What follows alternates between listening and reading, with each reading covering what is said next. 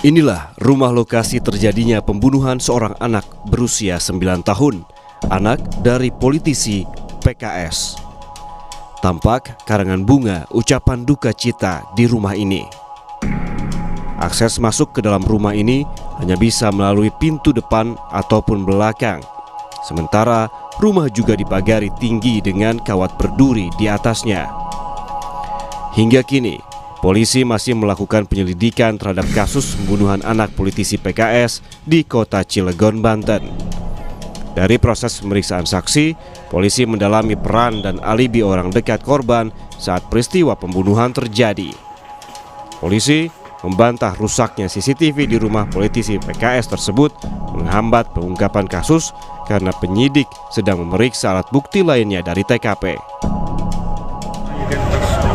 Masih dalam proses penyelidikan. Apa ada dugaan orang terdekat, Pak, yang menjadi pelaku pembunuhan ini, Pak? Masih dalam pendalaman. Terus didalamin Pak ya? Masih di dalam. Sampai kapan Pak pendalamannya? Ya, berikan waktu kepada kami, aparat kepolisian melaksanakan tugas kami. Sementara, kata staf ahli Kapolri Hermawan Sulistyo, untuk mengungkap pembunuhan anak politisi PKS, penyidik harus memeriksa semua orang, termasuk keluarga atau yang mengetahui rumah tersebut, termasuk 4 orang pegawai yang telah dipecat sebelumnya. Dalam suatu kejahatan tidak boleh ada orang yang dikecualikan dari sangkaan. Jadi kalau dugaan itu pembunuhan seperti ini dari pihak keluarganya, dari pihak 4 orang ada yang dipecat oleh bapaknya almarhum, itu semua tidak boleh ada yang dikecualikan dari dugaan sebagai pelaku.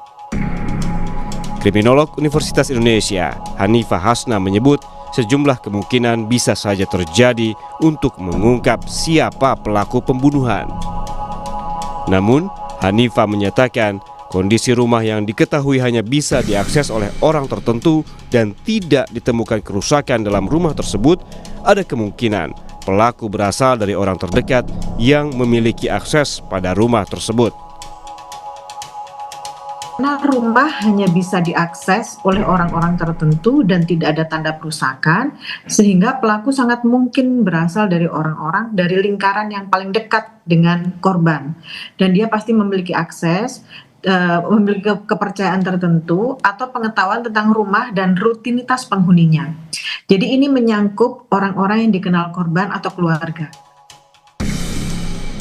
Kini, polisi masih mendalami keterangan 8 saksi termasuk orang tua dan orang dekat korban untuk mencari pelaku pembunuhan.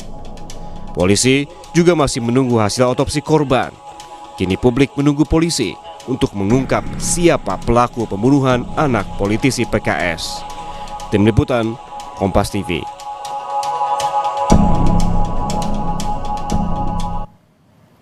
Misteri tewasnya anak politisi Partai Keadilan Sejahtera atau PKS di rumahnya di kota Cilegon, Banten belum terungkap. Hingga saat ini 8 saksi telah diperiksa. Polisi masih mendalami peran orang dekat korban dalam peristiwa ini. Lantas apa motif dari kasus ini dan apakah dugaan pembunuhan ini ada kaitannya dengan orang tua korban? Kita akan membahasnya dengan 2 narasumber yang akan hadir di sambungan Zoom, saudara. Ada Ketua DPP PKS bidang advokasi Nurul Amalia, dan nanti juga akan sudah bergabung saat ini saudara Komjen Purnawirawan Susno Duaji, Kabar Eskrim Polri tahun 2008 hingga 2009. Selamat pagi Bu Nurul, Pak Susno. Pagi. Selamat pagi Bu Nurul. Ya, pagi juga Pak Susno. Baik, saya ke Bu Nurul terlebih dahulu. Bu Nurul, saya yakin ini pasti DPP PKS mengikuti kasus ini, dan sejauh ini seperti apa Anda melihat perkembangannya, yang mana dari tanggal 16 hingga saat ini belum ada tersangka yang ditetapkan? Ya, kami memang masih mengikuti ya dan juga mengawal ya kasus ini gitu. Dan kami masih mempercayakan sih kepada penyidik ya, kepolisian yang sudah melakukan penyelidikan sesuai dengan mekanisme ya. Kan informasinya sudah ada 8 orang yang diperiksa ya. Ya, terkait dengan motif dan lain-lain ya. Terus kemudian siapa pelakunya kami juga masih menunggu ya. Karena ini memang belum dirilis oleh penyidik sebagai hasil penyelidikan untuk menentukan siapa sebenarnya pelaku dan apa motifnya gitu. Seperti itu. Kalau dari DPP PKS, Bu, apakah sudah berkomunikasi juga dengan pihak keluarga, ini khususnya ayah dari korban, Maman Soherman? Ya, sudah ada komunikasi ya. Jadi tapi memang belum ada kronologis yang bisa kami sampaikan dulu ya, karena kami masih menunggu gitu dari pihak kepolisian, karena memang hal yang resmi itu harusnya memang disampaikan oleh pihak kepolisian ya. Sebagai hasil dari penyelidikan ini, seperti itu. Tapi sejauh ini Bu Nurul, mungkin dari DPP PKS juga sudah berkomunikasi bagaimana sebenarnya kondisi dari keluarga, terutama untuk ayah korban ini seperti apa saat ini, Bu? Ya, ayah korban ya tentu saja masih berduka ya, karena kehilangan anaknya ya, seperti itu. Kemudian dari ada update ini Bu, sebenarnya ada informasi yang beredar bahwa memang 8 orang diperiksa sebagai saksi, tapi juga ada nih kabar yang menyebutkan bahwa ini sebelum kejadian ada kejadian pemecatan yang dilakukan oleh Maman Soherman terhadap 4 pegawainya. Apakah sudah dapat informasi ini juga, Bu? Ya, kalau memang itu hasil dari penyelidikan ya, dari kepolisian, ini kan baru dugaan ya, apakah ini ada hubungan antara pemecatan dengan perbuatan tersebut ya. Tapi kan harusnya motif tersebut itu didalami ya oleh penyidik ya. Nanti kan hasil penyelidikannya harus dibuka secara terang di hadapan publik ya. Jadi kami sih masih menunggu ya, karena belum bisa berspekulasi juga ya, dan juga belum menyimpulkan ya. Karena memang yang paling berwenang untuk menyampaikan ini adalah penyidik ya, dari kepolisian itu sendiri, seperti itu. Baik, masih menunggu keterangan resmi tentunya. Saya kemudian ke Pak Susno. Pak Susno, ini lagi-lagi saya ingin tanyakan kepada Anda tadi terkait dengan ada informasi terbaru yang beredar bahwa ini ada kemungkinan mungkin bisa disebabkan oleh ayah korban, Maman Soherman, yang kemudian sebelumnya memecat 4 pegawainya. Anda melihatnya seperti apa, Pak Susno? Ya, bagus sekali. Jadi semua yang diduga ada keterlibatan itu harus diperiksa dan didalami, tapi tidak cukup dengan kecurigaan ya. Misalnya ada pemecatan terhadap sekian karyawan atau ada hal-hal terkait dengan isu politik gitu, karena yang bersangkutan adalah pejabat politik gitu kan, atau punya kedudukan politik di suatu partai politik ya. Itu semua dimintai keterangan, apa isi keterangannya, kemudian nanti harus dicocokkan dengan alat bukti forensik gitu yang telah didapat. Alat bukti forensik itu apa? Berupa sidik jari, ya berupa jejak IT yang ada di HP. Kalau memang ada berupa jejak elektronik lainnya merupakan tangkapan layar CCTV walaupun bukan di rumah tapi di tempat yang lain yang mengarah kepada rumah itu, ataupun ada terkait dengan DNA yang berada di sekitar TKP cocok dengan orang yang dicurigai, baru itu dapat menyimpulkan bahwa pelakunya adalah ini gitu. Karena kalau kecurigaan saja itu akan sangat lemah di pengadilan untuk menentukan seseorang sebagai pelaku. Dan saya yakin Polri akan melakukan penyidikan seperti ini, dan juga ditambah lagi dengan keterangan ahli berupa hasil visum et repertum luar dan hasil daripada hasil daripada otopsi daripada jenazah gitu. Tapi sejauh ini Pak Susno, dari analisis Anda mungkin melihat fakta-fakta yang sudah ada dan juga ada beberapa pendapat dari ahli psikologi forensik, kemudian juga ada kriminolog yang mengatakan bahwa ini kemungkinan besar dilakukan oleh orang dalam, karena tadi untuk tanda-tanda kerusakan tidak ada barang yang hilang, kemudian juga dicurigai karena tidak ada ART dan juga security yang ada di tempat saat kejadian. Anda melihatnya mengarahnya lebih kemana nih, Prof? Pak Susno, maksud kami, apakah ini lebih ke orang dekat ataupun salah satunya lagi terkait dengan posisinya sebagai politisi? Segala kemungkinan sangat memungkinkan ya. Kalau orang dalam itu hanya asisten rumah tangga gitu di situ. Asisten rumah tangganya, adakah asisten rumah tangga selain asisten rumah tangga perempuan yang terkait dengan urusan rumah tangga, masak memasak, pembersihan rumah, atau ada asisten rumah tangga yang lain berupa pengemudi, gitu kita kurang dekat juga ya, berupa apa namanya tukang taman atau hal-hal lain yang ada di rumah tersebut, tetapi harus dihubungkan dengan mengapa sampai tega berbuat begitu, adakah mereka punya tujuan tertentu balas dendam gitu. Nah, kalau tidak ada maka dan balas dendamnya harus balas dendam terkait dengan suatu perbuatan yang sangat-sangat menyakitkan. Karena sampai menghilangkan nyawa itu tidak bisa hanya karena misal dimarahi, wah kamu mengemudinya acak-acakan, wah kamu membersihkan tamannya sembarangan gitu. Nah, itu tidak akan sampai seperti itu. Nah, ada lagi tadi isu misalnya pemecatan karyawan dan sebagainya. Nah, itu kalau pemecatan sudah menyangkut hajat hidup gitu ya. Mungkin dia lebih sakit. Nah, persoalannya mengapa Polri belum mengumumkan gitu atau belum menyampaikan kemajuan hasil penyidikan.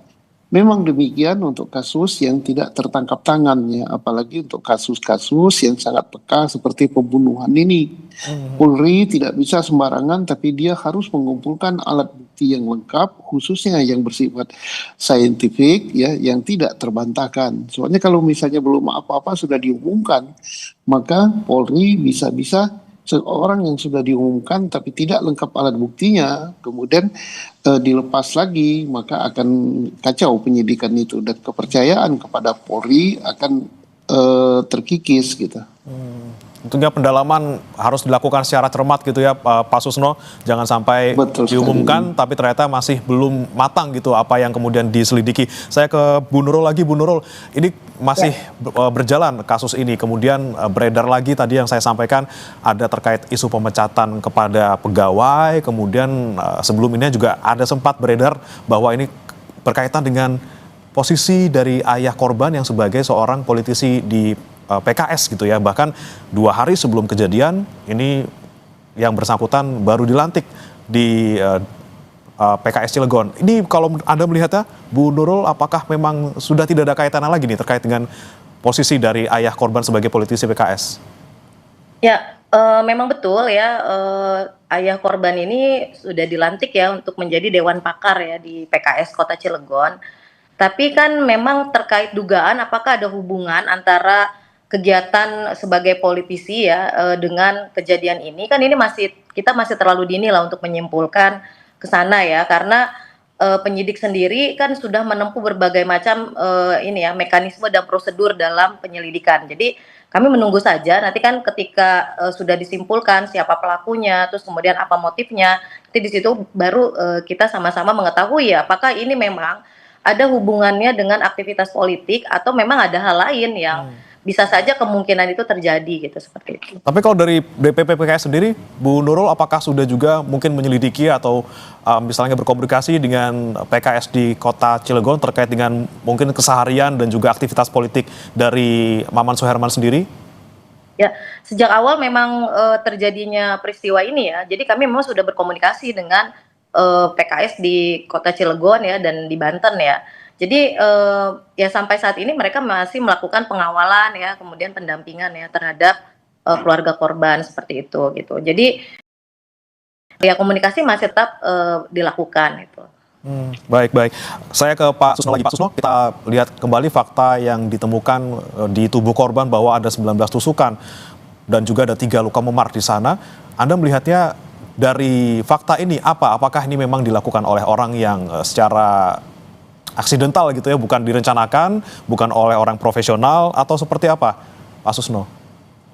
Kalau saya melihat ini kan suatu perbuatan yang kejam ya, tidak mungkin dilakukan oleh anak-anak, tapi ini pasti orang yang sudah cukup matang gitu. Nah, kemudian untuk mengungkap hal ini, selain berawal daripada hasil visum, hasil alat bukti saintifik, juga sangat-sangat diperlukan gitu keterbukaan keterangan dari pihak orang tua gitu kan. Nah, karena apa? Kalau seandainya ini adalah perbuatan balas dendam atau perbuatan sakit hati, ini tidak mungkin sakit hatinya kepada si anak itu gitu, karena anak yang umur 9 tahun tidak mungkin melakukan suatu perbuatan atau suatu kalimat atau suatu hinaan kepada orang dewasa yang sampai menyakitkan hati sedemikian rupa sampai menghabisi nyawa. Nah, ini pasti keterkaitan dengan pihak keluarga. Maka baik ibu maupun bapaknya harus terbuka sekali dengan penyidik gitu, bahwa siapa orang-orang yang pernah berhubungan, yang pernah berkomunikasi, baik komunikasi lisan langsung maupun komunikasi lewat alat komunikasi digital gitu, yang sifatnya ada hal-hal yang tegang gitu, yang menyakitkan, atau apa keputusan yang diambil oleh orang tua korban, baik bapak maupun ibu, terhadap orang lain gitu. Karena apa? Alat bukti saintifik yang didapat oleh Polri, baik berupa sidik jari, baik berupa DNA, baik berupa alat bukti IT yang lain, itu kan harus dicocokkan dengan orang gitu. Misalnya, sidik jari ini sidik jari siapa? Harus dicocokkan dengan sidik jari orang yang dicurigai. Nah, orang yang dicurigai itu sangat besar peran daripada orang tua untuk membuka kehidupannya atau komunikasi sosialnya dengan siapa dia melakukan. Nah, baik kita analisa misalnya dengan politik, posisi yang bersangkutan, Dewan Pakar, kedudukan Dewan Pakar itu tidak terlalu berpengaruh dengan keputusan-keputusan politik bagi anggota partai yang lain ataupun bagi ke daerah gitu, karena yang mengambil keputusan partai itu adalah ketua gitu. Jadi tidak terlalu berpengaruh. Nah, kalau gitu terkait dengan perbuatan hal bisnis gitu. Nah, ini mungkin besar sekali pengaruhnya. Bisnis siapa? Mungkin partner bisnis gitu, ataupun yang membantu dia dalam bisnis, karyawan, ataupun pesaing bisnis. Nah, ini yang harus didalami. Siapa yang bisa membuka adalah orang tuanya langsung gitu, untuk tidak segan-segan. Dan ini saya yakin sudah disampaikan pada Polri, tapi Polri tidak akan demikian membuka kepada publik gitu. Berarti kemungkinan untuk kaitannya dengan aktivitas politik dari ayah korban ini juga bisa kita singkirkan dari motif gitu ya, Pak Susno ya, kalau kita melihat dari kasus ini? Ada, tapi kecil ya. Saya kira Bu Nurul lebih paham hal ini, kedudukan yang bersangkutan di partai gitu, sejauh mana bisa mengambil suatu keputusan yang berpengaruh kepada publik gitu, atau berpengaruh pada anggota partai yang lain. Baik, nah ini Bu Nurul, memang kalau untuk posisi Ketua Dewan Pakar sendiri kalau di PKS di kota seperti itu, memang seperti apa sih posisinya Bu, dan apakah juga rawan untuk adanya konflik politik yang mungkin berujung pada kasus-kasus yang seperti ini, Bu? Jadi memang kalau Dewan Pakar itu adalah orang yang bergabung di PKS ya, bisa memberikan kontribusi terkait keilmuannya gitu ya, untuk melakukan kerja-kerja ya di PKS. Tetapi memang betul tadi yang disampaikan oleh Pak Susno, ini tidak terkait dengan keputusan gitu ya, kebijakan gitu, terkait seperti itu memang tidak. Jadi memang terlalu jauh ya kalau disimpulkan bahwa ini ada hubungannya dengan aktivitas politik sebagai Dewan Pakar. Tapi kami juga tidak bisa langsung menegaskan bahwa ada atau tidaknya hubungan ini ya. Jadi kami juga masih menunggu saja gitu dari hasil penyelidikan ya yang dilakukan oleh kepolisian seperti itu. Baik, Bu Nurul, ini mengingat ada juga satu saksi kunci, yaitu adalah kakak korban yang masih berusia 11 tahun. Ini kan tentunya butuh pendampingan khusus seperti itu. Dari DPP PKS apakah juga sudah memberikan pendampingan khusus bagi keluarga, terutama ini juga untuk saksi yang merupakan kakak korban? Ya, tentu saja ya. Jadi segala aktivitas terkait mekanisme pendampingan hukum ya, kemudian pengawalan hak-hak korban, keluarga korban gitu ya, tentu saja ini menjadi prioritas ya bagi kami untuk melakukan pendampingan tersebut gitu ya. Dan tentu saja terkait juga konseling psikologis dan lain-lain juga ya, kami juga insya Allah ya akan melakukan pendampingan tersebut gitu. Baik, pendampingan diberikan kepada keluarga korban pastinya. Saya ke Pak Susno kembali. Pak Susno, ini kita sudah nantikan selama kurang lebih 6 hari dari tanggal 16 ketika jenazah korban ditemukan sampai hari ini tanggal 22 gitu ya. Belum ada sesuatu yang signifikan disampaikan oleh pihak kepolisian terkait dengan tersangka. Apakah memang butuh waktu yang cukup lama, Pak Susno? Kalau kita melihat ini kan bukan kasus tangkap tangan gitu ya, semuanya masih perlu didalami lagi, terutama tidak ada CCTV di lokasi dan juga tidak ada alat bukti yang ditemukan. Emang seperti apa proses yang selama ini Anda lihat dari kasus ini, Pak? Yang mungkin agak lama adalah mungkin Polri ya membuka atau mengambil CCTV di sekitar ya, walaupun bukan di rumah. Karena sekarang kan banyak sekali rumah-rumah yang memasang CCTV yang diarahkan ke jalan. Atau mungkin karena di situ komplek katanya, komplek perumahan mungkin ada CCTV di pos satpam komplek gitu. Nah itu dibuka oleh Polri. Nah untuk membuka CCTV itu kan harus mundur gitu, waktu mundur yang diambil. Nah, menganalisa itu perlu waktu juga walaupun tidak terlalu lama gitu kan dari beberapa CCTV. Termasuk juga menganalisa sidik jari yang akan dicocokkan kepada orang-orang yang dicurigai. Nah, yang lebih mendetail lagi mungkin ditemukan DNA di lokasi itu. Nah, untuk mencocokkan DNA antara DNA yang ditemukan dengan DNA orang yang dicurigai itu juga perlu waktu walaupun tidak terlalu lama gitu. Jadi wajar nih Pak ya kalau untuk kita lihat masih 6 hari tapi belum ada satupun orang yang dicurigai sebagai tersangka seperti itu. Iya, saya kira 6 hari untuk kasus pembunuhan yang tidak tertangkap tangan belumlah dikatakan terlalu lama gitu. Baik, Pak Susno, kemudian ini juga yang menarik adalah 8 orang saksi yang saat ini diperiksa oleh polisi. Anda melihatnya seharusnya kalangan saksi ataupun lingkup saksi yang diperiksa ini hanyakah memang orang-orang di dalam rumah, misalnya pekerja rumah tangga, kemudian ayah korban, kakak korban, dan juga tetangga-tetangga sekitar? Apakah juga bisa meluas ke lingkup saksi yang lain? Ada 2 kemungkinan. Kalau misalnya hanya 8 itu yang diperiksa, penyidik Polri tidak menambah yang lain, kemudian sedangkan alat bukti saintifik sudah dikumpulkan, ini bisa saja bahwa Polri sudah mengarah kepada orang-orang tertentu pelakunya sehingga tidak menambah lagi jumlah saksi. Tetapi kalau masih menambah jumlah saksi berarti Polri pertama belum mendapatkan masih perlu menganalisa kemungkinan ada orang lain yang terlibat. Atau bisa saja sudah banyak orang yang diperiksa, tidak hanya 8, tapi Polri merahasiakan siapa yang sudah diperiksa dan sudah mengarah kepada pelakunya. Oke, baik. Kemudian saya kembali mau menyoroti terkait bagaimana kemudian korban ditemukan dengan 19 luka tusukan dan juga 3 luka memar. Pak Susno, ini ada juga keterangan yang disampaikan oleh kriminolog yang menyebutkan bahwa dengan adanya 19 tusukan ini artinya pelaku ini tidak memiliki pengetahuan yang memadai terkait mana bagian vital yang harus diserang untuk bisa membuat seseorang meninggal dunia. Nah, Anda melihatnya ini memang ada motif sakit hati yang begitu dalam, Pak Susno, karena kita melihat ini anak kecil harus ditusuk berbelasan kali sampai kemudian meninggal dunia. Nah, ini apakah juga bisa menjadi petunjuk dari polisi gitu untuk menentukan ini motifnya adalah dendam ataupun sakit hati, bukan karena intensional yang sebelumnya mungkin perampokan atau yang lain?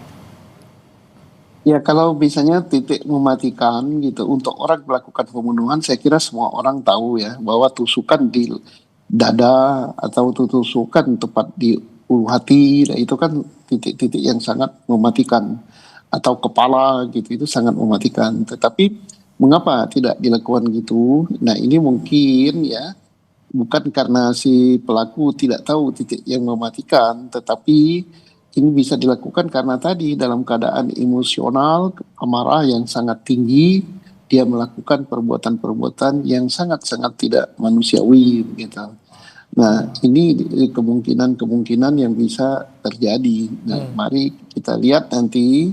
Saya yakin bahwa sampai pelaku melakukan hal itu ada sesuatu perbuatan yang sangat menyakitkan hati yang bersangkutan sehingga dia melakukan pembalasan dendam, tapi balas dendamnya bukan kepada orang yang melakukan sesuatu yang menyakitkan hati bagi pelaku, tapi pada orang kesayangannya. Nah, ini maka saya katakan tadi, orang tua dari korban ini sangat-sangat perlu keterbukaannya untuk oh saya pernah ini, nah, baik ibu maupun bapak.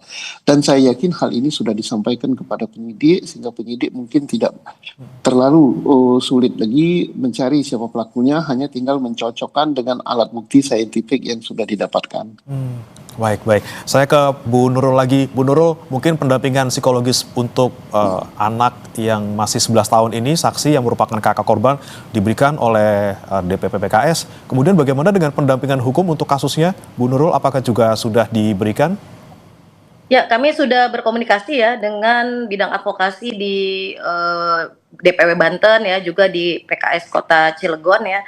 Dan tentu saja ini masih tetap dikawal ya, agar pihak kepolisian segera menemukan pelaku ya, motif untuk melakukan pembunuhan tersebut gitu. Karena sejak peristiwa ini terjadi ya, ini kan sudah jelas nih, sudah ada fakta-fakta terjadinya pembunuhan ya terhadap anak sebagai korban dengan luka tusukan. Nah, tetapi memang sayang sekali belum ada pengungkapan. Nah, makanya kami tetap terus melakukan pendampingan dan pengawalan ya, agar tetap mendapatkan informasi yang akurat ya dari pihak penyidik seperti itu. Oke, yang didorong dari DPP PKS juga untuk kasus ini, Bu, terakhir untuk Anda? Yang dorong adalah proses atau mekanisme penanganannya ya, agar lebih cepat ya untuk segera ditemukan siapa pelakunya, agar tidak terjadi ya simpang siur berita dan lain-lain. Itu kan, ini kan penting ya, agar proses penyidikan ini dilakukan secara transparan, profesional ya, dan juga segera ya disampaikan ke publik gitu, apa motifnya, terus kemudian siapa pelakunya, kira-kira seperti itu. Baik, terakhir saya juga mau ke Pak Susno. Pak Susno, saran Anda untuk polisi yang sedang menangani kasus ini, bagaimana agar kemudian kasus ini tidak kemana-mana gitu narasinya, karena lagi-lagi ini banyak sekali yang beredar, dan apa yang seharusnya dilakukan untuk segera menemukan pelakunya? Pertama, Polri memberikan keterangan kepada publik, tetapi jangan sampai memberikan keterangan terkait dengan hal-hal menyangkut mengarah kepada orang yang belum jelas. Tapi sampaikan bahwa Polri telah melakukan penyidikan dengan serius, misalnya telah sekian yang dilakukan pemeriksaan, sudah melakukan pencarian alat bukti saintifik, telah melakukan permintaan visum et repertum luar, dan juga melakukan misalnya otopsi. Kemudian menghimbau kepada publik kalaupun ada hal-hal yang sangat penting untuk disampaikan kepada penyidik gitu. Jadi tidak sampai terlalu mengarah pada kasus, tidak sampai mengarah kepada suatu asumsi. Nah, kemudian minta supaya percayakan kepada Polri bekerja serius untuk ungkap kasus ini. Dan juga saya sampaikan kepada pihak Polri, yaitu Polres atau Polda Banten, untuk betul-betul menyidik kasus ini sampai terungkap. Karena ini kasus di akhir tahun yang cukup besar untuk wilayah kerja Polda Banten, dan ini kalau tidak terungkap sampai tutup tahun, ini akan menjadi catatan khusus bagi Polri. Gitu. Oke, kita nantikan bersama-sama bagaimana kemudian kepolisian menangani kasus ini, dan kita harapkan juga pelaku segera dapat diumumkan dan juga membuka titik terang dari motif kasus ini. Terima kasih Pak Susno Duaji, Kabar Eskrim Polri 2008-2009, dan juga ada Bu Nurul Amalia, Ketua DPP PKS Bidang Advokasi, sudah bergabung bersama kami di Sapa Indonesia Pagi. Selamat pagi. Selamat pagi.